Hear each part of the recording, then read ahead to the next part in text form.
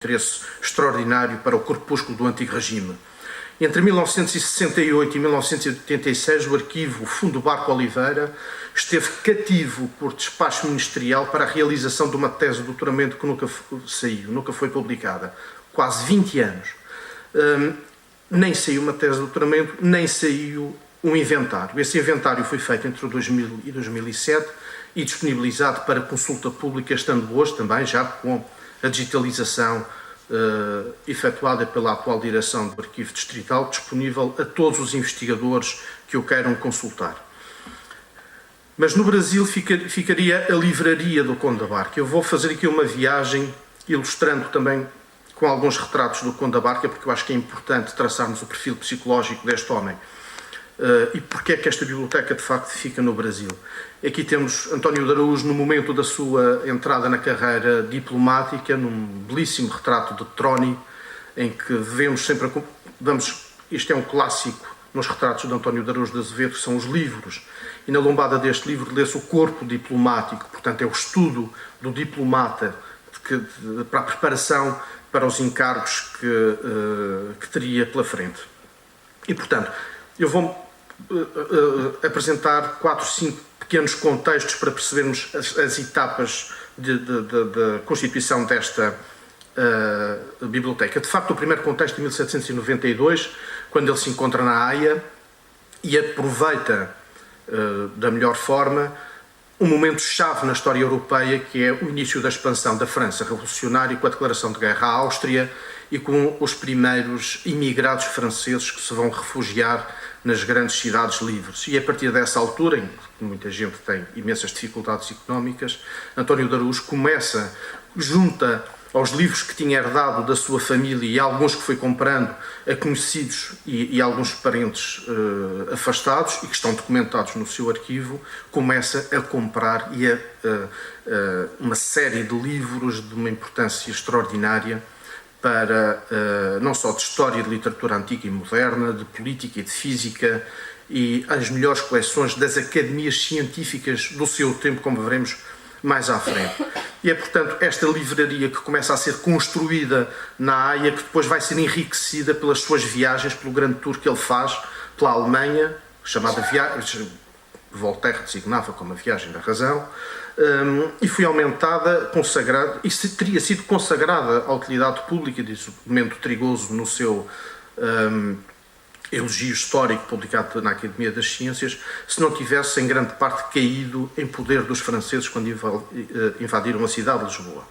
António de Araújo, em discurso direto, dizia em 1802, quando vai para São Petersburgo como ministro plenipotenciário, diz o seguinte: custa-me infinitamente a separar-me dela, pois não pode haver coisa mais desagradável do que, depois de ter feito uma coleção assim, ser obrigado a não a gozar. Parece que está determinado pelo destino que jamais tenha sossego por espaço de alguns anos para recriar o meu espírito com um estudo seguido. Ou seja, as reclamações são sempre as mesmas. Ontem como hoje também precisamos deste tempo, mas não é fácil conseguir. Este catálogo, quando António de Araújo sai da Haia, vai a Paris, vem e depois recebe a nomeação para São Petersburgo, faz um catálogo e conserva a sua biblioteca particular na Haia, e este catálogo existe hoje na Biblioteca Nacional de Portugal, tendo sido oferecido em 19 de agosto de 1902 por Luís Xavier Barbosa, por intermédio de Luís José Leite Vasconcelos, primo do oferente.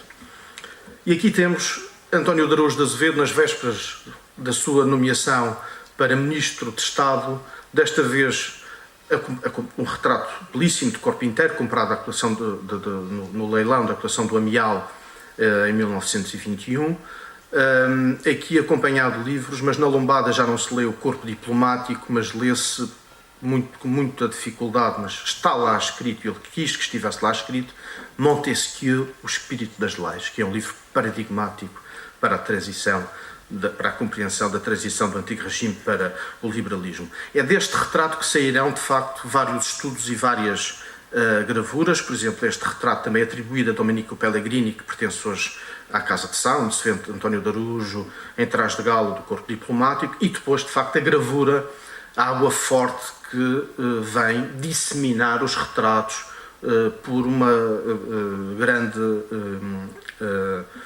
tem uma maior divulgação do que a pintura propriamente dita. E aqui marcamos um segundo contexto, que é de facto a presença de António da Araújo em Lisboa e as tentativas de trazer a Biblioteca da Haia para Portugal, com alguns infortúnios, nomeadamente a captura do navio por um corsário inglês, e a biblioteca ficaria retida em Inglaterra, sendo que António de Araújo, em 19 de setembro de 1805, insiste com o Dom Domingos de Sousa Coutinho, futuro Marquês de Funchal, embaixador naquela corte, para recomendar que a livraria seja conservada e transportada em navio seguro, com toda a cautela e cuidado, pois não sei se os livros viriam bem encaixotados. E, portanto, uns dias depois repete novamente a Dom Domingos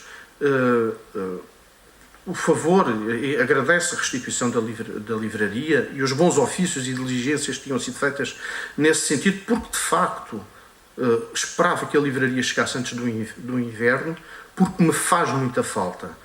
Portanto, estiveram várias pessoas envolvidas neste resgate da livraria, desde logo o José Egídio Álvares de Almeida, que era nada mais nada menos que o secretário particular do Príncipe Regente. E aqui temos uma frase que fica para a posteridade, que é o agradecimento de António de Araújo ao José Egídio, que diz: terei o gosto de ver ainda esta minha esposa, que é bonita rapariga.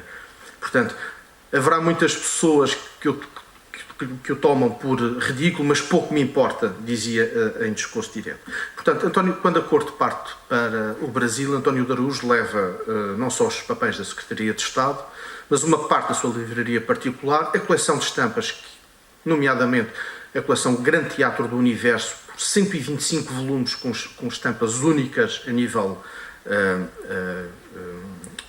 mundial, é uma coleção única que está hoje na Biblioteca Nacional, a coleção mineralógica, o laboratório químico e os prelos que começaram a imprimir logo em 1808 na sua casa da Rua do Passeio.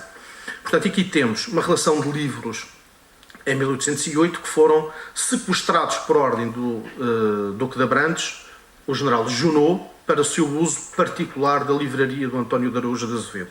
Portanto, este sequestro é levantado.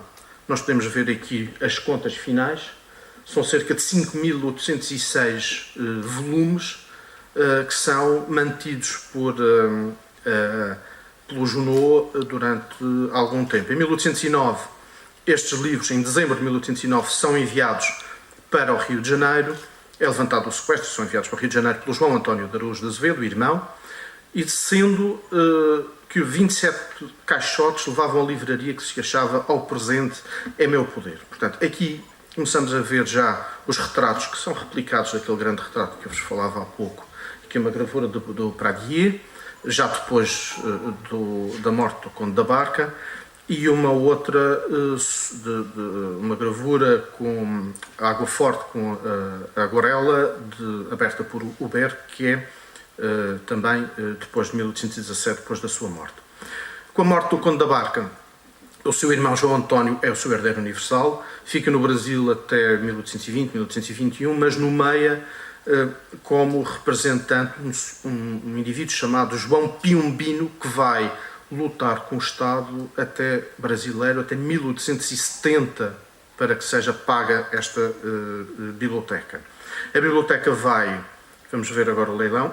O leilão é feito em 1819, estes são os primeiros fólios, e a biblioteca é arrematada num único lote pelo Frei Joaquim Damaso, por ordem expressa do Príncipe Regente, para que constituísse o núcleo inicial da Biblioteca Régia do Rio de Janeiro.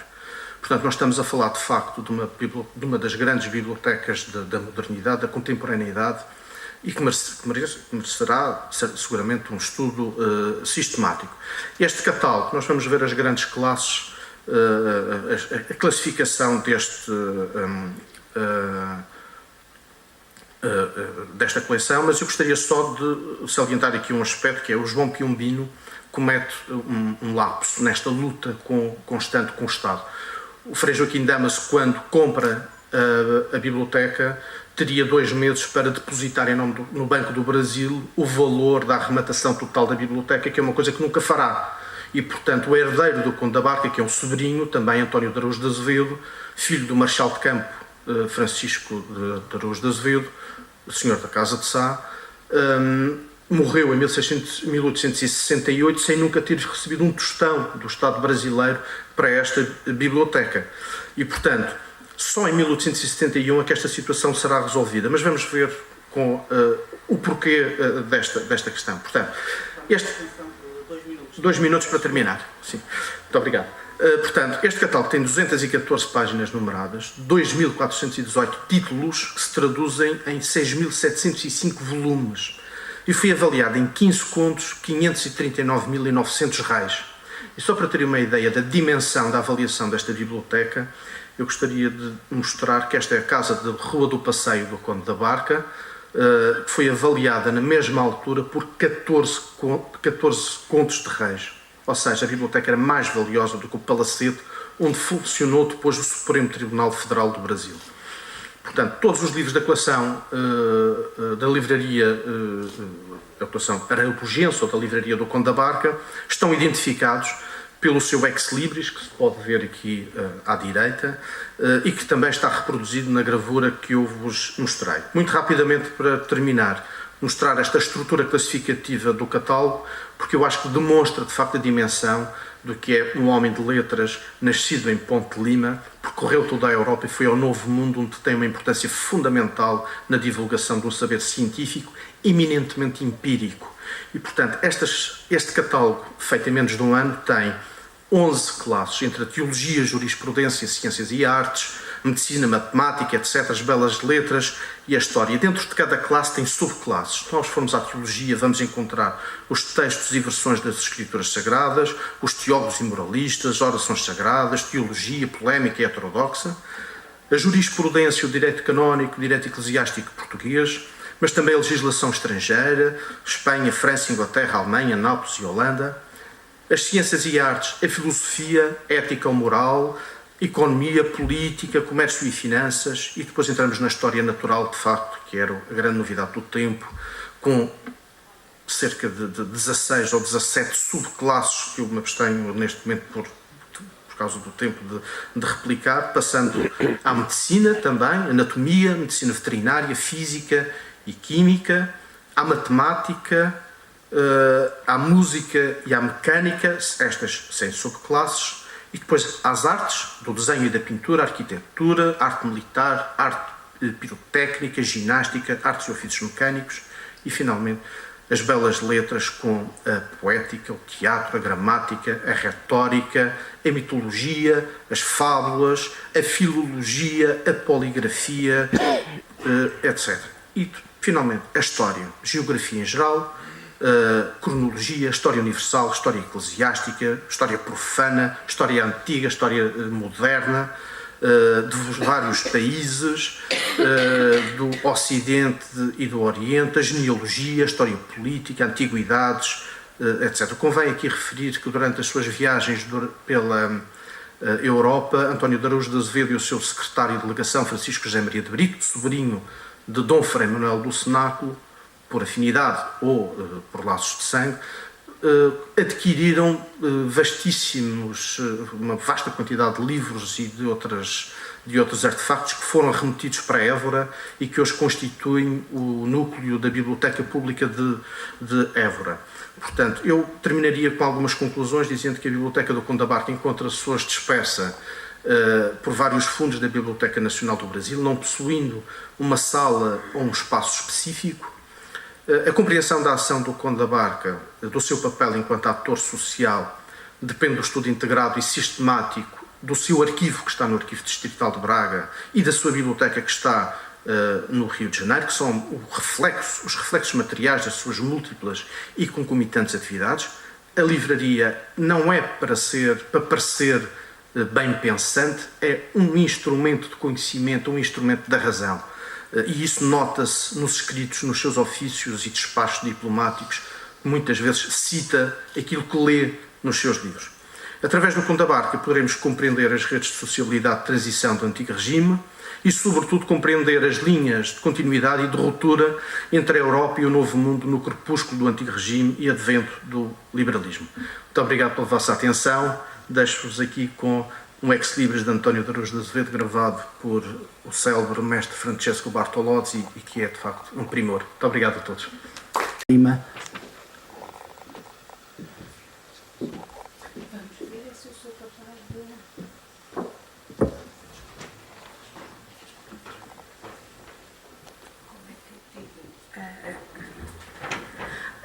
Bom dia, eu vou só tentar.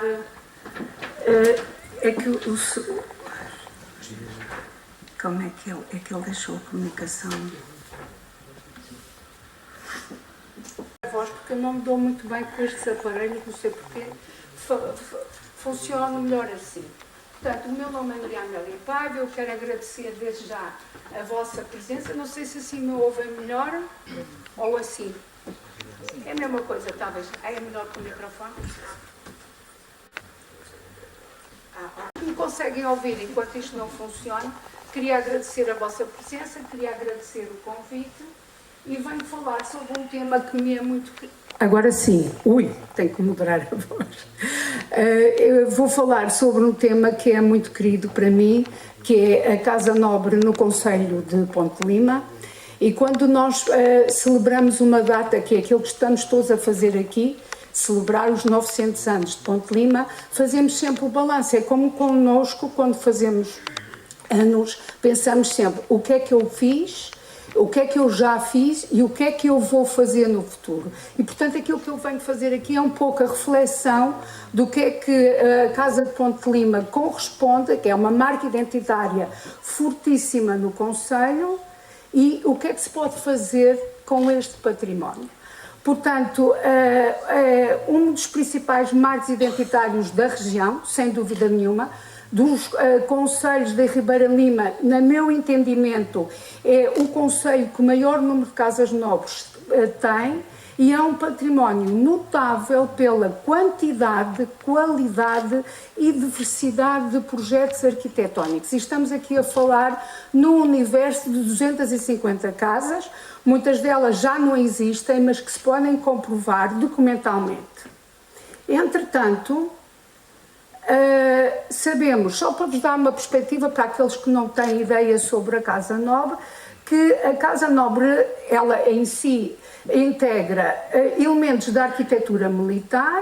Podemos ver aqui a torre, no caso o solar de Bertiantes, com uma das torres mais antigas do concelho, e a forma como a torre foi evoluindo até pelo século XVIII e até os dias de hoje, que estes elementos arquitetónicos tornaram-se arquétipos que são ainda hoje usados. Temos também influência nas portadas, que também é uma influência militar. Temos influência dos merlões, que é um elemento distintivo de nobreza, e temos também as pedras de armas, que são fundamentais para o estudo da nobreza do concelho. Além da arquitetura militar, temos a arquitetura religiosa e não nos podemos esquecer que as casas nobres, todas ou quase todas, têm uma capela, um oratório e as cruzes que estão, portanto, nas cimeiras das casas. Além disso, temos também a arquitetura de aparato, nomeadamente as varandas de alpendradas, algumas delas com uma monumentalidade extraordinária, e as escadarias, que também são extraordinárias, porque pensa-se como é que uma casa rural, no meio do campo, tem uma escadaria de aparato, tal qual como nós podemos ver em Braga, que está ligada à pompa da igreja. Depois, o que é que temos também? A arquitetura da água, que é um tema que ultimamente tenho refletido sobre bastante, e temos estruturas lindíssimas da arquitetura da água. O que nos quer dizer que a Casa Nobre integra vários elementos de interesse do ponto de vista artístico e arquitetónico. Sabemos que a Casa Nobre evoluiu, ela evoluiu, transformou-se e sobreviveu, obviamente ilustrando as várias formas de vida. Nós não vivemos no tempo de Dom Afonso V, nós não vivemos no tempo do João V, portanto, obviamente que a Casa Nobre teve que sobreviver. E ela foi-se adaptando E temos uma particularidade muito curiosa no concelho, é que Ponte Lima é dos poucos sítios onde algumas casas ainda se mantêm no seio da mesma família, o que dá uma dinâmica absolutamente extraordinária e podemos dizer quase única em termos nacionais. Temos também que ter presente que desde 1977 que Ponte Lima tem casas classificadas. As primeiras casas classificadas foram as que aparecem, portanto, nomeadamente a Casa do Seu Conde de Aurora, a Casa dos Barbosa Aranha, muito próximo daqui, o Solar de Bertianos, o Paço Corrotelo, o Paço de Calheiros e o Paço Vitorino. Estas foram as primeiras classificadas como imóveis de interesse público e de interesse municipal, a Casa da Boa Vista, em Reforço do Limo, e o Paço de Siqueiros, em Gondovo. Desde aí, muitas outras casas foram classificadas e muitas outras têm processos de classificação em curso. Os notáveis de Ponte Lima sempre tiveram consciência do seu património. Os proprietários das casas que receberam este legado sempre tiveram consciência da importância do seu território, do seu edifício, do seu património, não só porque amavam a sua terra, como obviamente amavam, mas porque tinham viajado e sabiam o que é que havia fora e, portanto, sempre tiveram consciência. E temos a fotografia do grupo que ficou conhecido como os Amigos do Rio Lima, em que nos aparecem vários notáveis, nomeadamente António de Magalhães, o Conde Bertianos, o Conde de Aurora, o Padre Calheiros e muitos outros que realmente escreveram variadíssimos artigos apelando para a conservação das casas.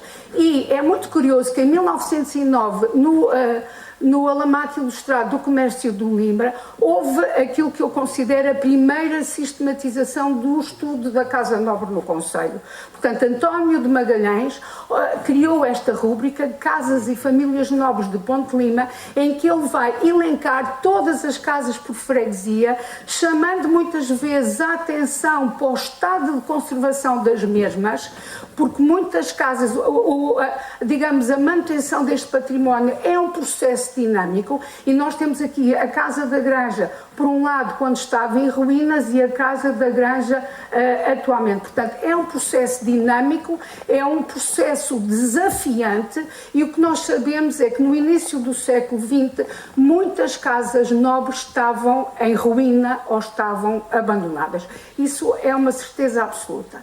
E sabemos também que muitas casas sofreram alterações de funcionalidade, nomeadamente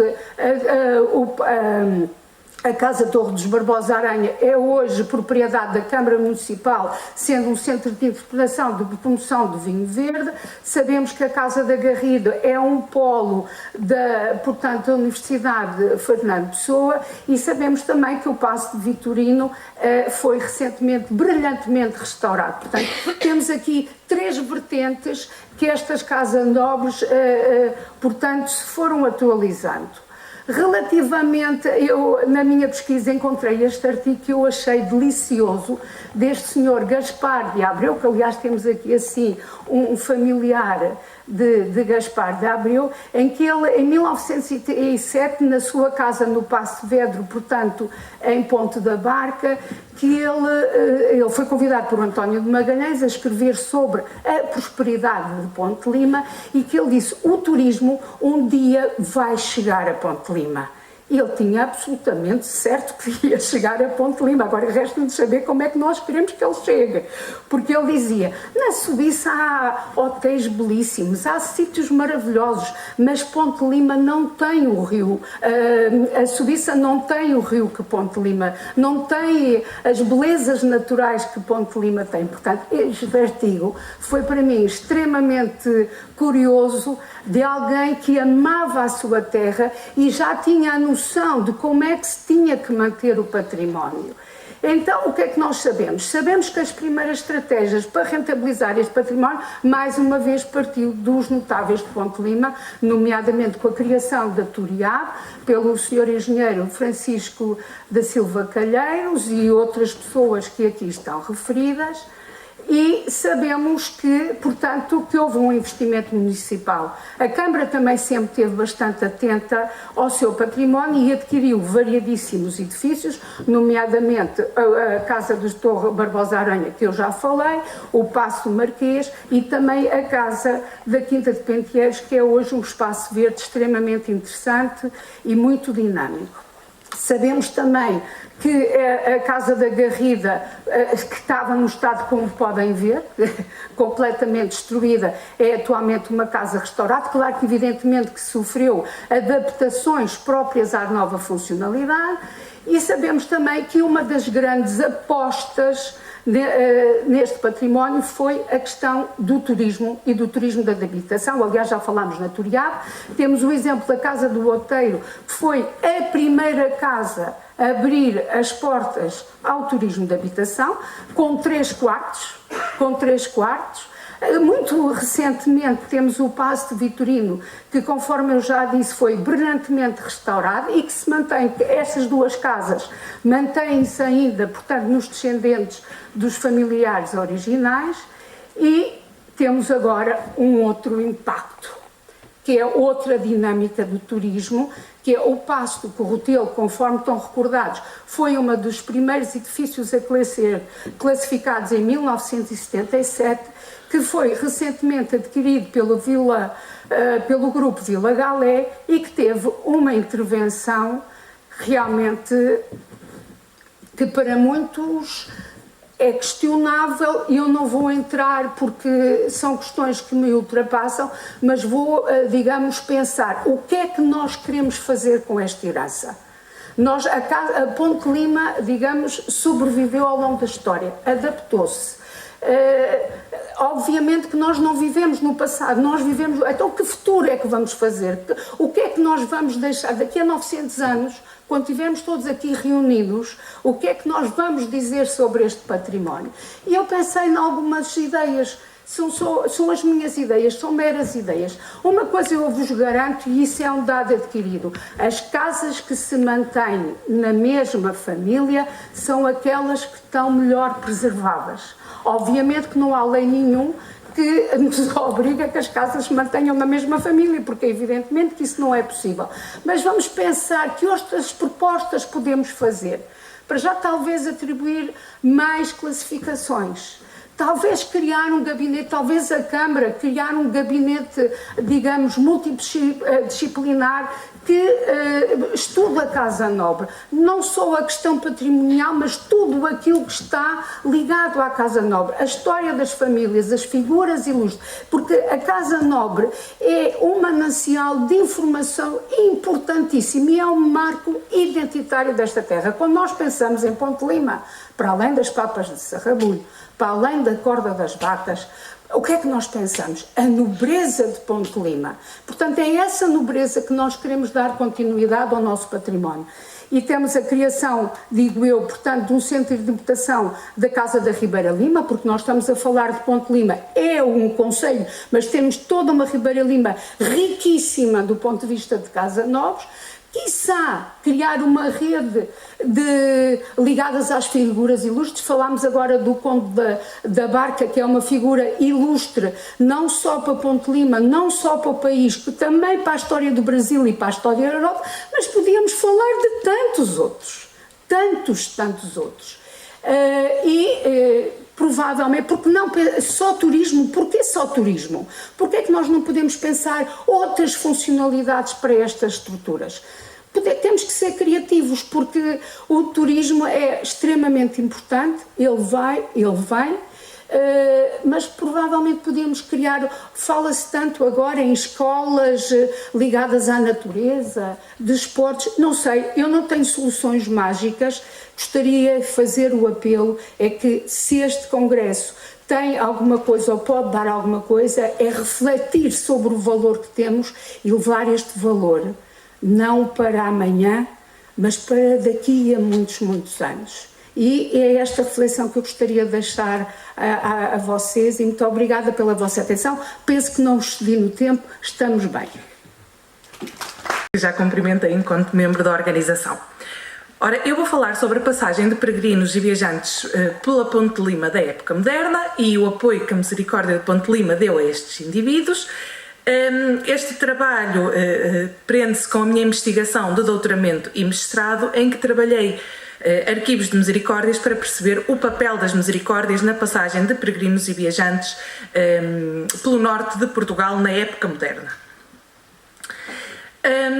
Ora, Ponte de Lima era, desde o período medieval e moderno, desde o período medieval e moderno e continua a ser, na atualidade, um ponto de passagem muito importante para aqueles que desejam peregrinar a Santiago de Compostela ou mesmo para aqueles que se desejavam deslocar para a Galiza. Ora, Ponte de Lima, a estrada que ligava a Ponte de Lima, encontra-se, a vila situava-se nos principais eixos viários do Minho do período medieval e moderno. No período medieval destacava-se os eixos viários de Ponte de Lima, Valença, Tui e Guimarães, Braga, Arcos de Valdevez, Monção. Eram estradas sem grandes condições, essencialmente em terra, que acabavam por dificultar um pouco a progressão dos peregrinos e viajantes, que muitas vezes preferiam fazer a deslocação através de barcos, porque era muito mais rápida a progressão. Ora, sabemos que em 1822, entre o Porto e a fronteira com Melgaço, podiam seguir-se principalmente dois percursos, que seria Porto Moreira, Rates, Barca do Lago, Viana do Castelo, Caminha, Vila Nova de Cerveira, Valença, Monção e Melgaço, e pela zona mais interior, Porto Barcelos, Ponte de Lima, ou Porto Lessa, Trofa, Vila Nova de Famalicão, Braga, Prado, Ponte de Lima. Portanto, Ponte de Lima bastante central na deslocação na região, nos eixos viários, nos principais eixos viários de deslocação na região do Minho. Ora, então, o que é que tornava Ponte de Lima tão atrativa para os peregrinos e viajantes? Bem, em primeiro lugar, a existência de uma ponte e o próprio topónimo desta localidade já remete estes indivíduos para a existência de uma ponte. E a ponte é essencial porque os forasteiros tinham, por desconhecimento do território, tinham muitas dificuldades na travessia dos rios. Muitas vezes eram obrigados a tentar atravessá-los a vau, o que implicava entrar na água e perceber se era possível chegar à outra margem ou não. Muitas vezes não era e por vezes acabavam por ser levados pela corrente, outras vezes viam-se obrigados a recuar, portanto todos molhados. Procurar uma barca também era uma das soluções, embora que muitas vezes os barqueiros acabavam por explorar estes indivíduos. Então a ponte era a travessia mais segura. E no século XVI contavam-se na região do Entredouro Minho cerca de 200 travessias, sendo que se distribuíam essencialmente nos eixos Porto, Valença e Braga, Barcelos, Ponte de Lima, Ponta Barca. Ora, relatos de peregrinos e viajantes que passaram por estes territórios neste período mostram que, de facto, eles referem com frequência às pontes de Barcelos, a ponte de Prado e a ponte de Ponte de Lima. Outro fator da atração era o rio, porque, como disse, muitas vezes as pessoas preferiam seguir pelas vias fluviais e marítimas do que propriamente a pé, que era uma deslocação mais lenta. E, portanto, pensa-se que no período medieval o rio Lima fosse navegável até Ponte da Barca. Mas no século XVIII essa navegabilidade estava muito comprometida devido ao grande assoreamento que o rio sofreu e, portanto, permitia apenas a passagem de pequenas embarcações e estava até previsto um desassoreamento em 1805 que, no entanto, acabou por não acontecer devido às invasões francesas. Ora, outro fator que podia atrair pessoas de fora eram as feiras. E sabemos, em Portugal não temos nenhuma feira de dimensão internacional, nem no período medieval, nem no período moderno, embora no período moderno as feiras reais tivessem alguma importância e Ponte de Lima era uma dessas feiras. Portanto, poderia atrair alguns forasteiros das redondezas. E depois a existência de estalagens. A existência de estalagens mostra-nos que havia pessoas de passagem por estes territórios e também era uma forma de atrair essas pessoas, porque, como veremos mais à frente, o facto de não existirem espaços onde estes indivíduos encontrassem algum apoio para passar a noite ou para comer podia ser uma das grandes dificuldades. Sabemos, por exemplo, que em 1718 existia na Vila de Ponte de Lima uma rua da estalagem. Não sabemos que estalagem, não encontrei o nome da estalagem, mas existia, refere-se à Rua da Estalagem. E em 1738 havia no Chafariz uma estalagem pertencente a José da Guerra. Ora, há vários relatos de peregrinos que passaram por Ponte de Lima e que fizeram referência de peregrinos e viajantes que passaram por Portugal e fizeram referência à sua passagem por Ponte de Lima. Estes relatos são muito parcos, porque a maioria dos peregrinos e viajantes que por aqui passavam eram analfabetos e não nos deixavam registro disso, portanto, estes são indivíduos de outro estatuto que deixaram as suas memórias escritas. Um deles foi Sevaldo Ortel de Nuremberga, que visitou Compostela em Portugal entre 1521 e 22. E sabemos que, saindo de Santiago, veio para Portugal, atravessou o Rio Minho por Valença, seguiu a cavalo até Ponte de Lima e até sabemos que gastou 5 reis nesta etapa. Em Ponte de Lima fez referência à beleza da ponte, que considerou uma das mais bonitas da cristandade. Seguiu depois para o Porto, Coimbra, Lisboa e Sevilha, e de Lisboa a Sevilha referiu precisamente ter estado num terreno deserto, onde as estalagens eram muito longe umas das outras, o que dificultava muito o seu dia-a-dia, porque tinha dificuldades em encontrar até o que comer, mesmo quando havia estalagens, elas não estavam providas de alimentos, o que era um problema. Havia que comprar os próprios alimentos. Temos depois o caso de Erik Lasota van Steblau, um militar que serviu Filipe I entre 1580 e 84. Ele viajou, passou por Ponte de Lima em 1581, numa viagem que fez até Compostela. Sabemos que saiu de Lisboa a 5 de janeiro, foi de barco até Sacabém, seguiu por Santarém, Azinhaga, Golgate, Tancos, Tomar, Ancião, Coimbra, Águeda, Albergaria Velha, Oliveira do Hospital, Alrifana de Sousa, chegou a Vila Nova de Gaia, Pedras Salgadas, Valongo, Guimarães, depois seguiu para Braga e de Braga passou pela Ponte de Prado e chegou a Ponte de Lima. Atravessou depois o Rio Coura e seguiu para Valença, chegando por barca a Tui. Seguiu para Padrão e Santiago. Sabemos que demorou 15 dias entre Lisboa e Santiago de Compostela. Temos depois o relato de Jakub Sobieski, um polaco que chegou a Santiago em 1611. Ele deixou Cracóvia em 1607, passou por várias cidades europeias, visitou vários países e em 1611 chegou a Espanha, seguiu por Baiona, Burgos, Valladolid, Oviedo, chegou a Santiago e depois dirigiu-se para Portugal. Sabemos que entrou por Valença, que passou por Ponte de Lima, fez também referência à beleza da ponte existente na vila e depois seguiu para o Porto, Coimbra, Lisboa e Sevilha. E depois temos o caso de Nicolau Albani. Nicolau Albani era um napolitano, um frade napolitano, que viajou para Santiago de Compostela e depois, em 1743, aproveitou para visitar Portugal. Portanto, foi de Santiago de Compostela a Lisboa. Portanto, o itinerário que seguiu foi Compostela, Pontevedra, Redondela, Tui, Valença, Ponte de Lima, Viana do Castelo, Porto. Sabemos que foi assaltado na Serra da Labruja, em Ponte de Lima, dizendo que se defendeu porque utilizou o bordão, portanto o bordão de peregrino tinha essa utilidade de ajudar estes indivíduos a defenderem-se tanto dos assaltantes como dos cães e dos animais selvagens.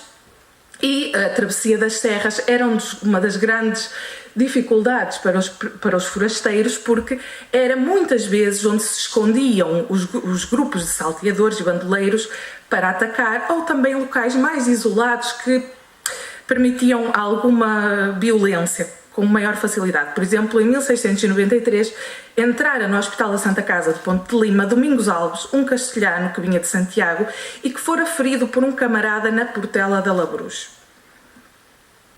Ora, em 1745, Nicolau Albani regressa de Lisboa para Santiago de Compostela e, portanto, volta a fazer um percurso que durou 18 dias. No seu itinerário seguiu de Lisboa a Santarém de barco, depois foi para Aguilhar, Coimbra, Albergaria, Porto Barcelos, Ponte de Lima, Valença, Tui, Pontevedra e Santiago. Antes de sair de Lisboa, conseguiu um salvo-conduto falso que lhe deu acesso às molas em conventos franciscanos e dominicanos.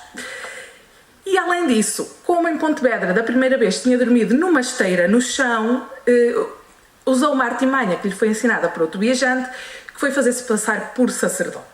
Portanto, o Nicolau Albani mostra-nos que, de facto, toda a desconfiança que existia para com estes peregrinos e viajantes que muitas vezes se apresentavam, portanto, usavam artimanhas para usufruir de esmolas ou de estatutos de que não eram merecedores, está comprovado. Ora, os itinerários que nós vemos serem seguidos por estes indivíduos são provavelmente alguns dos mais seguidos pelos passageiros e viajantes que seguiam por esta região neste período. Temos depois um caso que encontramos na nossa investigação, que é o do Príncipe do Monte Líbano. Portanto, no ano administrativo de 1728-29 encontramos uma referência na Misericórdia de Barcelos a um gasto de 4.800 reis. É um gasto muito alto, quando as esmolas aos passageiros eram, por norma, de 20, 40, 60 reis, no caso de ter um sacerdote, podia ir a 100, 150. Portanto, temos aqui um gasto muito grande, que eles dizem ter feito com um príncipe mouro do Monte Olivano, que por esta vila passou. No mesmo mês e ano, foi esmolado pelo cabido de Santiago de Compostela um Dom Juan Var, com 1.500 reis, que eles dizem ser chamado Príncipe de Monte Líbano, protetor dos católicos maronitas, com atestados de Roma e dos príncipes católicos de que era verdade, e pedia ajuda para regressar às suas terras de onde os turcos o tinham expulsado. Não temos mais referência, era provavelmente a mesma pessoa que tinha passado em Barcelos, e voltamos a encontrar uma referência a este indivíduo, a alguém que poderia ser o mesmo indivíduo, em 1756 na Misericórdia de Ponte de Lima, que fez uma despesa de 1.200 reis com um príncipe do Monte Líbano. Novamente, em 1772, o cabido compostelano voltou a gastar 300 reis com um homem que se apresentava com o mesmo título. E dizem, para ajudar a remir um irmão cativo, e que só lhe davam 300 reis por duvidarem da verdade dos seus pais, caso contrário, mais lhe teriam dado. Portanto, não sabemos se é sempre o mesmo indivíduo, a distância das datas põe em causa que seja sempre o mesmo, ou poderia ser algum familiar. A verdade é que neste período o cabido compostelano fez muitos gastos com religiosos arménios e outros pobres de Antioquia, precisamente, que foram expulsos, tiveram que fugir com as invasões turcas. Outra referência à passagem de peregrinos e viajantes em Ponte Lima, conseguimos localizar em registros, inquéritos matrimoniais que localizamos em Santiago de Compostela. Ora, isto são os documentos que pertencem a cerca de 40 casais de várias nacionalidades que, tendo-se amancebado, o homem e a mulher, acabaram por andar por alguns pela Europa por algum tempo e depois, com medo das penas divinas, mas também das penas a que estavam sujeitos pela própria lei, pelas penas temporais, acabavam por ir a Compostela para tentar regularizar, ser perdoados e casar. E temos aqui o caso de João Pereira Leitão e Isabel de Oliveira, ele de Tavira no Algarve e ela de Cantanhede em Coimbra.